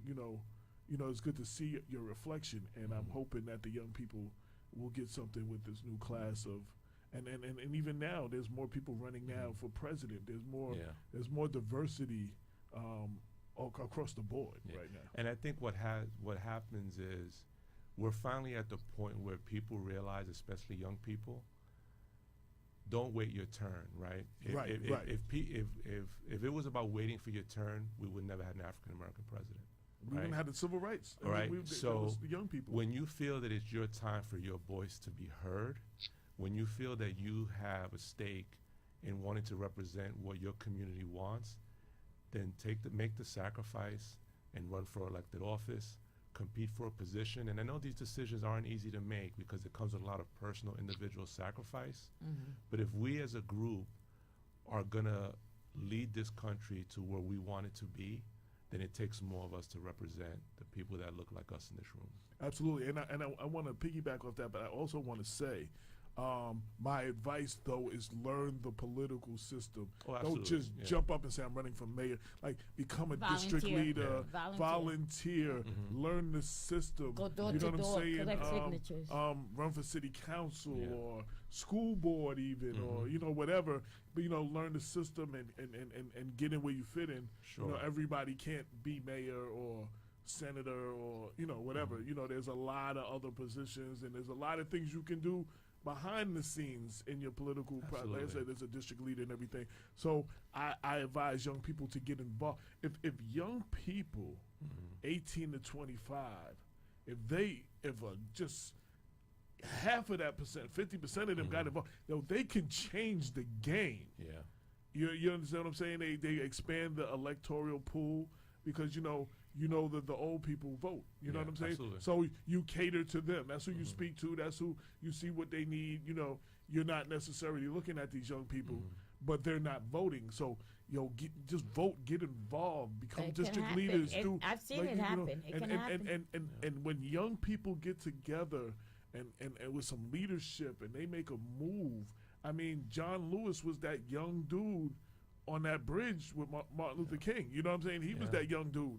And he was influenced, and there's a lot of John Lewises back then that are now who we see they are. But they were, I saw a documentary on him, and one girl was like, she's encouraged because, he was like 14, 15, 16 or something. Like, she's like, I felt at 16 I could do something. I thought maybe, my voice didn't count because I was 16, but watching that documentary and meeting him and hearing him speak, she got encouraged to get involved now at 16. So I just want to encourage the young people, you are the future. I mean, even the young people that help us with the show and help us write, me and Damon are 50 or 50 plus, we're not going to be doing this. It's the Atifs and the young people out there, they're going to be the future of whatever this looks like. You know what I'm saying? Damon's son, and shout out to Damon's son, he has a radio show. We went yesterday. It's called Cool and Conscious. Okay. It was really good, to see Daz do his thing. Now, his manner of speak is a little more abrasive than, he doesn't do, but he's not supposed to. He's speaking to a whole new generation. That was an excellent podcast. You know what I'm saying? He speaks to a whole new generation, and I want to encourage him. That's why I went there when Damon was on the show. I went there and took some pictures and then the whole nine. I want to encourage him. Now he's reaching some topics. He's talking about some other stuff too, but he's mixing that in, and it's and I was inspired to see that, and we need to see more of our young people get involved because you are the future. Well, listen, if young people, if the next generation doesn't get involved, then 30 years from now, we're going to be talking about these same problems. Absolutely, because we're talking about a lot of the same problems. Yeah. Like I said, I knocked Delia Ferguson for a long speech at the thing, but she read Shirley Chisholm's her announcement of why she was running in '72. Sure. And if you take out '72, and a lot of those same things, Yep. she could be making in her announcement right now about why she's running. Yes. Like we're still talking about a lot of the same things, a lot of the same issues. I mean, all across the board. Even in the music business, I was listening to some of the older guys. They were talking. They said, you know, I saw James M. Tume and a couple of old cats, and they were talking to us when we were the young people. And they were like, yo, you know what? The shame is that y'all are still going through the same stuff we went through. Like you know what I'm saying? Like the system Absolutely, hasn't changed, and you know, robbing of the artists, and I mean, so on every level, Yeah. you know what I'm saying? We're still fighting and saying the same things, and now we got a president that wants to take us backwards. You know, Sure. you know, take some of the voter rights away and you know, voter suppression and all that stuff. So the young people are as Obama said, and I like that quote, you are the change you want to see. Yeah. You know, you have to get involved. And I always say this, and I wanted to say this earlier when you were talking. You know, I was a young knucklehead. I was a rebel without a pause or a cause. My parents got divorced. My grandfather died. It was close to one to me. I thought it was my fault. And I was a rebel for no reason, no apparent reason. You know, had a family household, two parents. You know, my dad worked at General Motors, and at 7 moved me to Long Island. You know, Okay. so we have a house and all that stuff. Then they got divorced. I came back out here for high school. I was in the park. I'm hanging out, getting high, drinking. You know, we didn't have blunts then. We had joints. We didn't have courts. We didn't have 40s. We had courts then. You know, but I'm out there, and older people, for some reason, was always pulling me to the side. Yo, man, you don't need to even be out here. You better than this. And they used to push me. And I used to be like, yeah, okay, oh man, I ain't trying to hear you. But you know what? I heard everything they said, and it resonated. And the reason that I am not dead or in jail, like a lot of my colleagues and people that I went to school with and people my age, is because of all those young people. So I say this, and I always say this, if the young people are out of control, like older people say, it is not the young people failing us, it is us failing them. Absolutely. You know what I'm saying? So we need to get involved. Communities, the older people used to regulate certain things in the community. You know, now we have the older people are scared of the younger generation. Sure. You know what I'm saying? So we need our community needs to see strong Black and Latino men, especially, Sure, absolutely. stand up and be accountable, and see what that looks like. And this is just across the board. I just want to share to everybody, like, you know, these are the things. I'm very passionate about that. So we need that. And like I said, a lot of people are the reason that I'm standing here having these conversations, doing this show, doing this work. It's because a lot of people got at me when I was a knucklehead. Yeah, and you know, Steph Curry said it best at the Obama conference. Sometimes it just takes a moment to make a difference in a young person's life. Absolutely. Right? And I can think of all of the multiple of moments where somebody took me to the side, somebody took time to give me advice. Right. Somebody took time to share their life experience with me and where they made mistakes. And I always treasure those because I couldn't have an opportunity to compete for the type of job I have today if it wasn't for those moments and all of those men and women that took time out of their lives to make a difference in mine. Right. So, any questions, any comments, Lorraine? I had a question, but prior, but I don't know if he had answered it when I was coughing. Go ahead. You said 98% of people incarcerated are going to go back out to the society, Yes. right? How many of them return? Oh yeah, we were talking about recidivism so before. recidivism. So when we look at recidivism, I want to say it's in the high 30s if you're looking at the state as a whole. You know, high 30s. I think it might even reach the 40s. I don't know the exact number of time, but the recidivism rate is high, right? Especially when you're talking about people that have been released and they may still be on a conditional release like parole. So the recidivism rates are high. Unfortunately, we have been trending, at least for the the men and women that are in our custody, Uh-huh. our recidivism rates have been trending downward, which is good. So I want to say in 2016, I think they might have been in the high 30s. In 2017, they were about 28%. And in 2018, our first year there, we're seeing them at around 22%. Oh my when God. we sort of monitor men and women that are involved in our programming strategies and stuff like that. So we hope to sort of, the way we manage the system, build a system where we can continue to see downward trending of recidivism rates. Beautiful. But they are high. I just wanna say before I forget too, sometimes when you start doing something, you get away from the original model of what you were doing. Sure. It's easy to you get jaded by certain things, politics and police brutality and certain things. But as I said last week, when Damon and I started this show, August 3rd, 2014, and when we started the website in June 15th, 2014, these were the conversations that we wanted to have. We felt that we wanted to change the narrative of how we're looked at.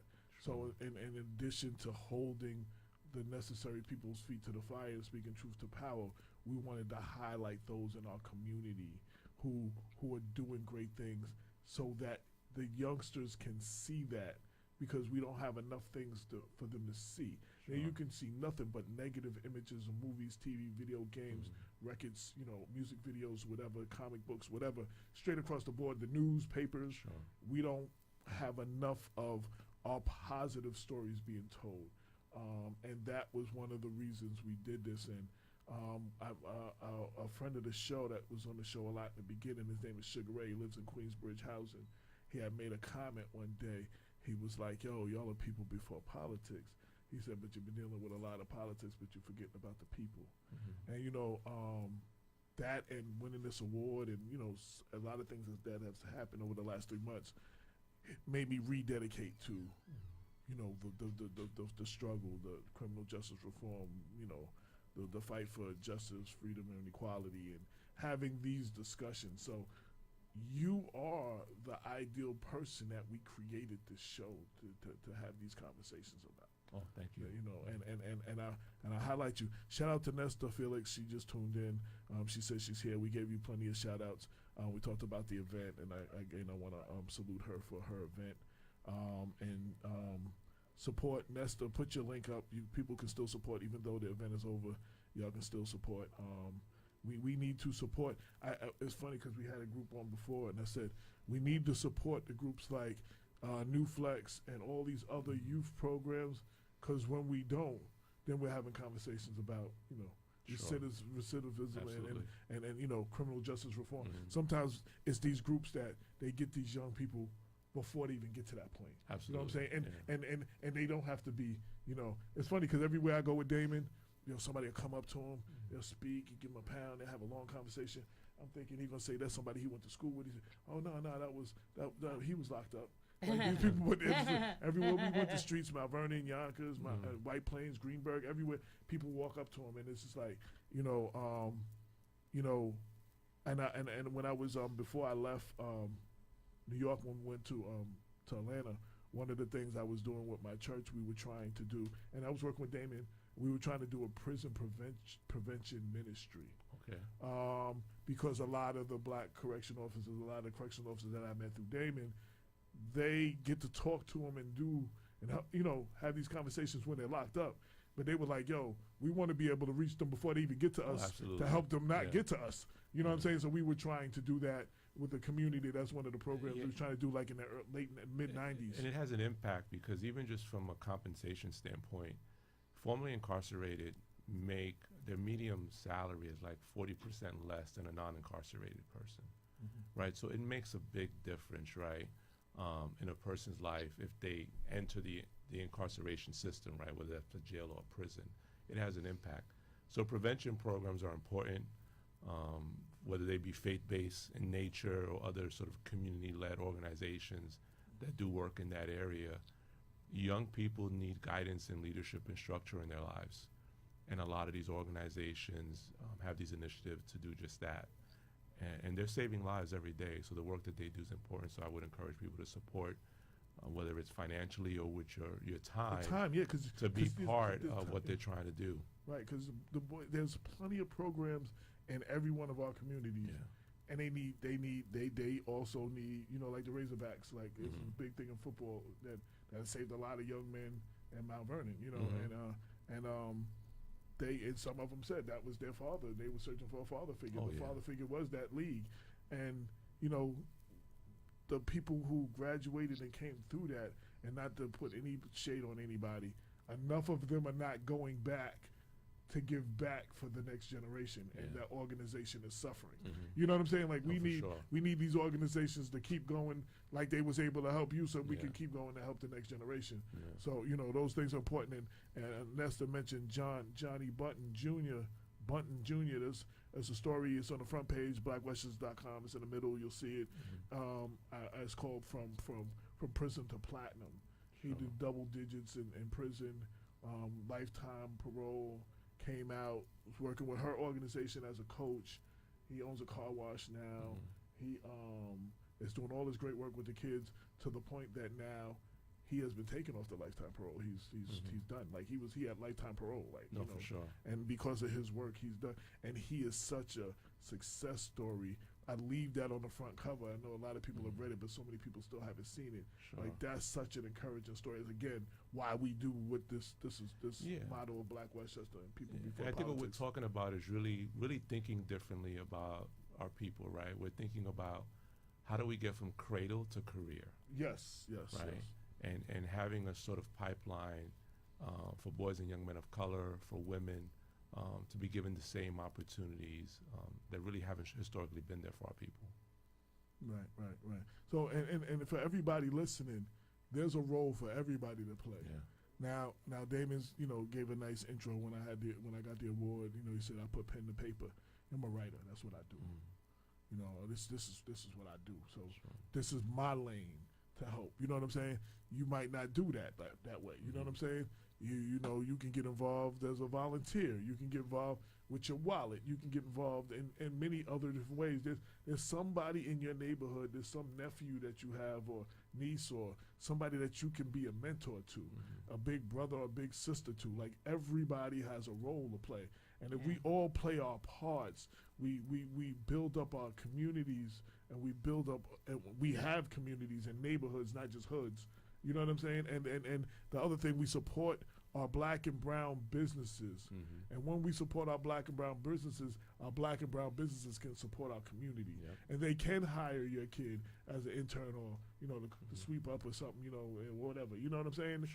If we support, but we have to support our own, because if we don't, nobody's going to do it for us. You know what I'm saying? So on so many different levels, there's so much we can do, but we all have a part to play in making this thing better, that we all complain and we all say we want, you know, we want better, but, you know, you got to be better. You got to do better. You know?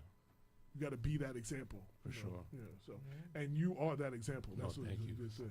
Damon, any questions, comments, concerns? No, I just, you know what, I want DC Molina to recap when because we briefly talked about it, dealing with correction officers and within the Department of Corrections dealing with the mentally ill, and the training that we go through, because we have training every year to deal with mentally ill. And a lot of times, as an advocate for the training and talking to County Executive King Jenkins and other, County Executive George Lattimore and Deputy County Executive King Jenkins and other police departments and communities throughout, and the need that law enforcement on the whole, no matter what department you're in, whether you know, courts, corrections, police, sheriff, should be properly trained to deal with the mentally ill, because that's, you know, that's what we have. A lot of the population in the Department of Corrections now, there's some type of mental illness going on. So I want DC Molina to talk about the training and talking about how correctional officers are prepared in the jail to deal with the mentally ill. Sure. So, we're constantly evolving our training because, we have to deal with a multitude of different issues with the populations that we have to manage. And part of that population is dealing with the seriously mentally ill, which makes up, I want to say, about 30% of our average daily population of men and women that are dealing with seriously mentally ill conditions. And we provide for them the best medical and mental health care that we can provide in the jail. And part of the delivery of that service is our officers that manage those populations every day, whether that's in CORE, which is a special housing unit that has been set up for the seriously mentally ill. And it's in partnership with the Department of Community Mental Health and other nonprofit leaders in the space that deal with helping people manage their mental illness. From a training perspective, our officers go through a training to deal with a whole host of vulnerable populations, to include the mentally ill, as well as dealing with crisis intervention techniques training. We're constantly not only revising training curriculum at the academy level, but we also have in-service training days, which we call these payback training days for our officer staff. And they're really important because it allows an opportunity for our staff to come to the academy training area, which is on the jail campus, and really discuss about a lot of the things that we're seeing in the jail. And we try to find an academic and training component that can help the officers sort of deal with those issues. We also, as a leadership team, we read about incidents that happen every day in the jail. And sometimes those incidents involve people that have serious mental illness. So we figure out, is there a different strategy, right? Our mental health provider, our leadership in the jail, and a lot of this work is led by Deputy Commissioner Diaz, who oversees operations.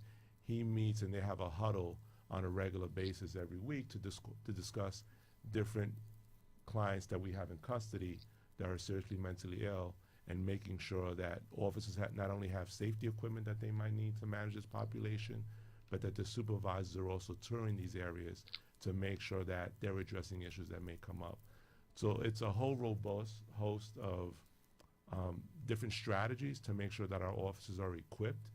The other thing is our officers are interacting with much more frequency now with non-uniform officers, like nonprofit providers that provide this type of care. So that engagement is also helping them build capacity to manage this very, very at-risk population. So, I was talking with the mother of a young man that we have in our care now, that she was concerned, about her son because he suffers from mental illness. And I reassured her that, whether it's him or anyone else that's in our custody, I assured her that we always do we do everything we can to help manage that population, because they're suffering from a mental health disease, right? Yeah. And we want to make sure that we're there to sort of help them battle through that process. And our officers play a pivotal role in that, but for them to be equipped to do that and do it safely, the training that we provide them is important. And for the inmates, do you guys give them medication? Yes. So we have medication that we distribute on a daily basis, and it's distributed by our medical health care providers. Our officers assist in making sure that process is safe and secure, not only for the clients that are receiving the medication, but also for the staff members from the mental health provider that have to provide it. Now, is there, as with anything else, things evolve, and is there is it just training once, or is there continuing training to, for so training is different things? So training is, not only is there academy training, but there's regular in-service training that takes place about 3 times a year. Mm-hmm. In addition to that, especially for our supervisors, we have done more to send our supervisors to other types of law enforcement training, just to sort of build their capacity and how to be managers and how to be leaders in the space. So we're doing that as well too. That's very good. Any more questions, Damon? You got? No, that was it. I just wanted, to get that out there, because I think that's a subject that is really not talked about a lot. The training and the professionalism of correction officers, and and our training in how we do our job on a daily basis, especially with dealing with mental health. And you know, sometimes you hear people talk, but I can confirm what DC Molina is saying. There was somebody I knew who was worried about their son, and I called him up, and you know, he had me have them, you know, call. I won't get into detail, Sure. but you know, he addressed it. I mean, you know, and it was he made himself available. So you know, you hear people say they do things. I'm telling you, I've seen him, you know, in at least one situation real recent, like, you know. So I just want to applaud you for that. Somebody named Danetta Isabel said, Danita, sorry, apologize. Great show and very informative. Thanks for sharing. You're welcome, princess. Okay. And Brenda posted the article from Princess to Platinum for people to read. You know, a lot of the stuff we cover and talk about is stuff that you can find in the pages of the newspaper and on the website. And shout out to Brenda. She always behind the scenes. She's sharing those links. Okay. And if I forget someone's name, she makes sure I got the name right. Or if you had mentioned a book that you were reading, she would find it and put the link so people can see about the book. She always does that. Okay. So shout out to Brenda. Shout out to everybody who behind the scenes helped make this thing work. You know, I'm here thinking. You described the Westchester Corrections. It's a nice place I would want to visit, but I wouldn't want to stay there. You know. Sure. I mean, well, okay. Like if I was going somewhere, I would like to go there, Damon. You know, if it ever. Well, we do a lot of amazing things there for people in our custodial care. That being said, I'm still an advocate for alternatives to incarceration. So, you know, I'm not trying to expand the client base in any way. Which is very important. Yeah. But that being said, for those that, you know, are placed in our care, we do everything we can to provide them a pathway to success. Now we had on our 200th episode we had CE Latimer and Senator Majority Leader Andrea Stewart Cousins on, and it was good to see that partnership, you know, on the state and the county level. I had them talk about what they did in their first year, and her getting the job, and their vision for the future.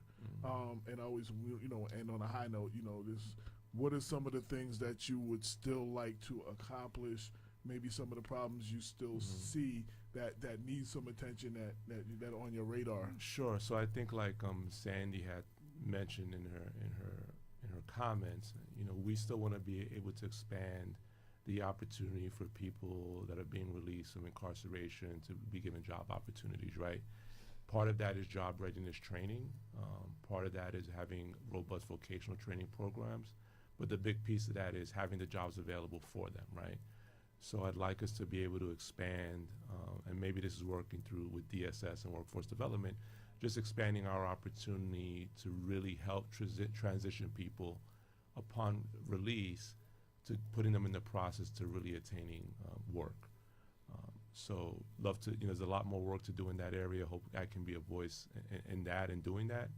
And I think we have the right strategic partners, whether it's with Nepgram Community Center, West Have, Family Services of Westchester, to be able to do that.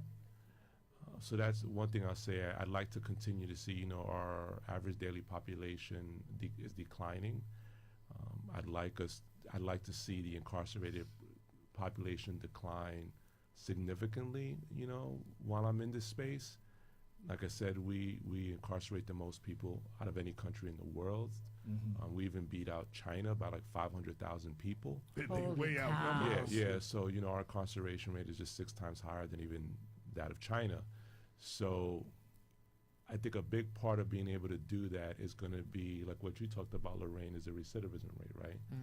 So giving young men and women, or giving people that are suffering from addiction the skills and the support that they need not to come back into the system, right?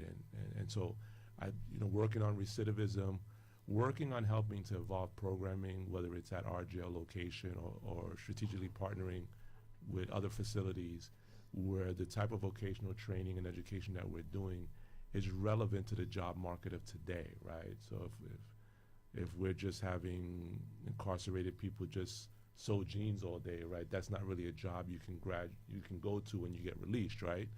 So just arming them with the vocational skills to get jobs that pay a livable wage so that they can have a decent life. Now, speaking about jobs, for those listening, because a lot of our young people do not want to get into law enforcement these days, how would one become a correction officer? What's the process So for us in Westchester, like most municipalities, there's a correctional officer exam that's given out. I don't believe we have one actually scheduled yet because we're still working off of an older list. We have an academy class that's tentatively scheduled to start in April. So, but but to answer your question, the process is one would take an exam, similarly like you would take an exam to be a police officer in a municipal police department, and you get a score on the list. We call you in. There's an interview selection process. There's physical agility testing. There's medical and psychological testing that goes along with that. And then it's a very competitive process, especially for Westchester County, because it's not like we're in the city. The city might hire like a few hundred or maybe even 1,000 correctional officers at one time. Our academy classes tend to be in the range of, I want to say, about 40 to maybe at max 50 at one time. So every employment selection that we make is pivotal, right?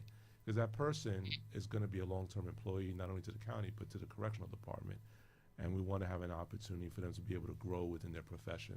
So that would be the roadmap towards becoming a correctional officer. What is the educational requirement? It's just high school diploma. High school or diploma. GED, okay, level okay. education, yeah. So I know a lot of jobs that were like that. Like Damon said back in the days, he was like the two places that helped there be a middle class in the black and brown community was General Motors and corrections. Like No, that, for sure. So. For sure. But I mean, our officers are compensated. I mean, they do a tough job. They're compensated for a very tough job. It's a lot of sacrifice. I mean, there's not only sacrifice from them as an individual basis, right, because the job is tough, but there's family sacrifice too, right? They work overtime. It's a 24/7 operation, so sometimes it's not a 9-to-5 job. So many of our officers work overnights, like Damon does, and work the 3 to 11 shift. You work holidays, you're working weekends. So it's not a job for everyone. So I also applaud and I thank the families of correction officers for really supporting the men and women that work in our department, because without them, the job would be just that much more tougher. Right. So is there anything I didn't ask you? Any last words coming kind of close to the end of the show? Do you want to? No, I just want to thank you and, for inviting me to the show. It's an honor to be here and just, chat not only with all of you, but really, have your audience understand what we're doing at the Department of Corrections in Westchester. It's important that we get the word out because we want to humanize our population. We want to show the talented workforce that we have that's making a difference every day in people's lives. And I'm blessed to be in your company, so thank you for the invite and having me on.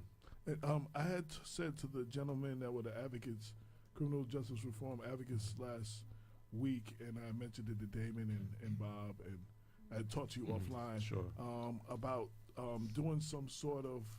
Now I'm speaking just to be speaking now because I don't know how it's being put together, but I think that this would be a great town hall forum for the community. And Nesta asked, and we are bringing it back up, can we do a panel for the youth? Absolutely. She said, I can help set it up. Would love to have Damon and our guest, DC Molina, be a part of it. I think this is good, but sometimes when you take it to the community, a lot of our people, we a lot of our community is a lack of information and misinformation. Whether it's politics or whatever. Even when jobs come out, I try to post those jobs postings and stuff because a lot of that doesn't trickle to our community. And so I definitely would like to be part of putting something like that together. Yeah, I'd be happy to do it. Even if it's in more than one community, you know what I'm saying? Because I think Mount Vernon's a good spot, Yonkers is a good spot, and there's other communities that need that. Anybody who wants to be involved in that, I know Ken Bright, would definitely be good. and Sandy maybe just hit me on the email and we'll try to see if we can put something together. Maybe Yeah, I'd be happy to for do the it. late spring, early summer or something. You know, For sure. I would like to be part of that. So yeah. Yeah, no, I would do it. That For sounds good.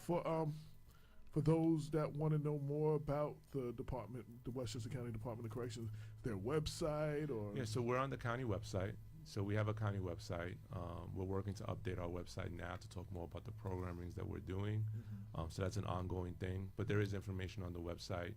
We have a correction advisory board that's going to be convening for the first time on Monday.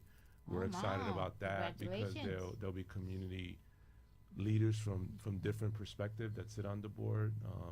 The chairman of the advisory board is Reverend Michael Gerald from Tuckahoe. So we have we have formerly incarcerated that's on the advisory board, legal aid members that are on the advisory. So it's what's good about it is it's going to allow us to sort of get the word out about not only what we're doing within Westchester County, but also hopefully they can have new ideas and fresh eyes as they understand sort of the business of corrections and how that operates and how we deliver services. And hopefully they'll be able to identify more resources that maybe we just haven't come across yet. Danita said, yes, let's go, let's save our youth. Sonny Williams said, the spirit of the great commissioner, Norwood E. Jackson, Yes, has been rejuvenated in the building that holds his name. absolutely. Aw. Yeah, absolutely. So- I'm telling you, this guy's deep. Yeah. I know him. Right. Him and Damon talk all the time, so I Okay. hear his name a lot. Yeah. So, I want to thank you for taking the opportunity, for coming on the show, because I mean this is and this is and you do this like you know you did Yanka's voice, and like I said, I've seen you with Leah and the Hispanic chamber, and Yes. I've seen you at all kinds of events, and I applaud the We're job that buddies you're doing. now. I applaud the job that you're doing. I support you. Anything we can do with open door policy. If you Thank have you. something that needs to get to the public, a Yes. message or something, Yes. please keep us in mind to Yes. help get that out for you.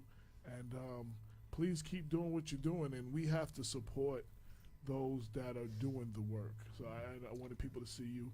And young Latinos to see, that, you're an example. Like they That's need to right. see you that they can be that. Because the images that we're force fed on radio, movies, TV, multimedia, Sure. or the news, is not to promote us positively in any way. So hopefully, Black Westchester and People Before Politics is helping pick that up as well too. So No, thank you for what you do. I mean, it's important work. Damon, last words. I want to thank DC Molina for coming through and educating people on the Department, Westchester County Department of Corrections and what they do and what we do as correction officers in Westchester County. And it's appreciated to have them come out and discuss the issues in corrections and what's going on in corrections and giving the community an update, a needed update, because like you said, corrections plays a role in the process of rehabilitation, and it's good to have someone at the helm that is seeing it through the eyes of different communities throughout Westchester. Absolutely. And I just want to say, so I'm going to reach out to Dr. Chase, who's going to reach out to Dr. Bostic. We were supposed to be doing a whole thing on the whole My Brother's Keeper Oh, great. after the summit, and we have not, so we need to bring that back and have some of the different representatives around Westchester and, have a whole show Sure. on what's going on with My Brother's Keeper. And, this is part of our criminal justice reform series. We had two criminal justice reform advocates on last week. We have you this week. Damon and I are talking to somebody else that might be coming on possibly next week or the week after, dealing with the cash bail situation and the movement to get rid of cash bail. Yes. And hopefully we'll be locking that in for next week or the following week. Shout to everybody who we're coming to the close of Black History Month soon, but we need to our Black and Brown history is not just 1 month. Like, there's National Hispanic History. Sure. But, and there's Black history. We need to celebrate our history. Our history is too vast to celebrate in 1 month. Sure. And we as a people need to celebrate our people all year round. Yeah, and every we need day. to support our businesses, so they can support our communities.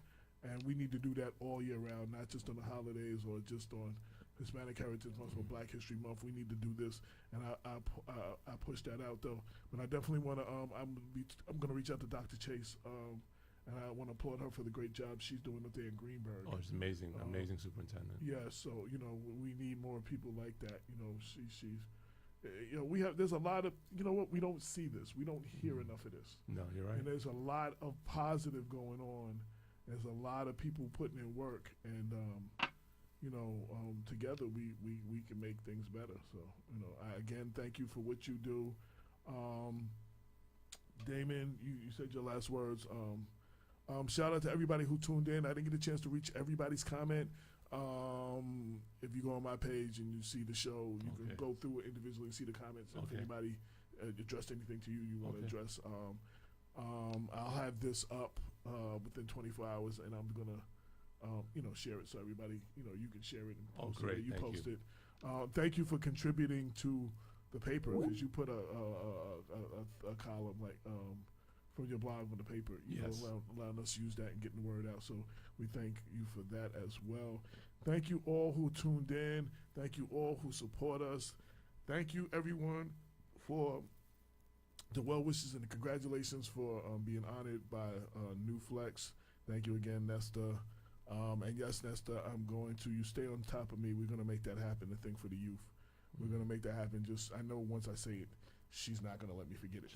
For sure. So I'm committed to doing it. Yeah, so you heard that, Nesta, so stay on top of me and let's make that happen.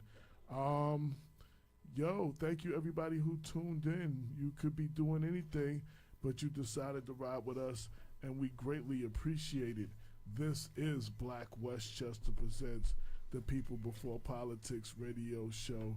We're on every Sunday, 6 to 8, giving you that real talk for the community since 2014. We're coming up on our 5-year anniversary this year for the radio show, for the website, 2-year anniversary for the paper. We just did the 200th episode. I feel blessed. Someone's dropped some papers off at Yonkers down. Okay, Lorraine will show me where that is. Shout to Susie, just tuned in. Lorraine's what's sister. up, Susie? You can hear Look who's this. here, Susie. Look. You can hear this. You can watch as soon as this goes off. You can watch it from the beginning, and it will be on blackwestchester.com sometime tonight, early morning. So, tune in. Major accomplishments. Thank you, everybody, for the work that you do. We all need to support each other. Until next week, peace.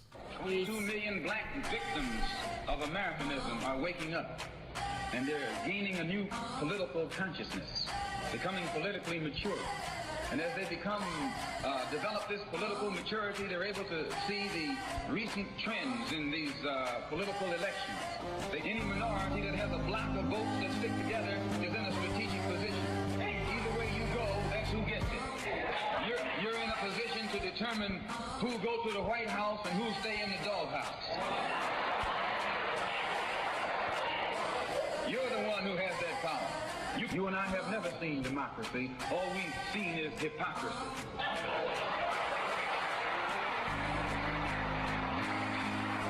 When we open our eyes today and look around America, we see America not through the eyes of someone who has enjoyed the fruits of Americanism.